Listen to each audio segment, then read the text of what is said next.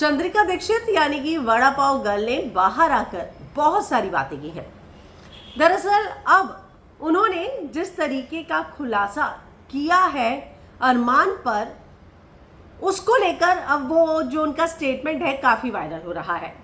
तो यहाँ उनसे एक इंटरव्यू में पूछा गया कि भाई आप ये बताइए कि अरमान, आपने देखा कि अरमान के साथ जो है चंद्रिका की बहुत बनी और लोगों को तो ये भी लगा कि बाहर से एक दूसरे को जानते थे, तो कुछ गेम प्लान करके गए थे, पहले से ही कोई बातचीत थी। चंद्रिका ने तो ये भी बोला, अरमान ने उससे कहा कि हम लोग मिलकर जो है ब्रांड बना सकते हैं, और उसके बाद जो है उसने बोला कि नहीं, मुझे नहीं लगता है कि हम बाहर जाके, ठीक है हम बहुत सारे इसकी चेन्स खोलेंगे, यानी कि वड़ा पाव की, जो कि चंद्रिका की है, और अरमान के साथ जो है वो मिलकर पार्टनरशिप में बिजनेस करने को भी तैयार है।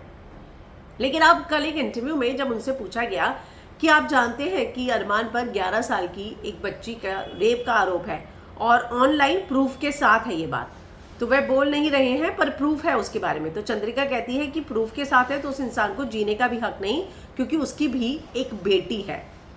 इतना ही नहीं, चंद्रिका आगे कहती है, मैंने शो में भी बोला है कि जितना तुम अपनी दोनों पत्नी से प्यार नहीं करते होगे, जितना बेटी से करोगे, बेटी के लिए तुम कुछ भी कर दोगे। तो बेटी अगर अरमान की है तो सबकी है, मतलब अगर अरमान को अपनी बेटी से इतना प्यार है तो सबको भी तो अपनी बेटियों से प्यार है ना।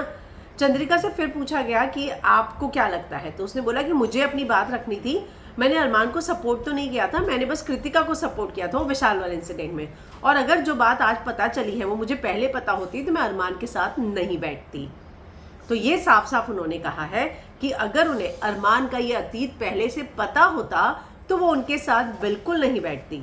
तो आप इस बारे में क्या कहेंगे? दरअसल बाहर आने के बाद चंद्रिका ने जितनी बेबाकी के साथ बातें की हैं, मुझे लगता है कि उतनी बेबाकी उन्होंने घर के अंदर दिखाई होती तो वो घर के अंदर और ज़्यादा लंबा टिक सकती थी। तो आप क्या कहेंगे इस पर? कमेंट ज़रूर करें।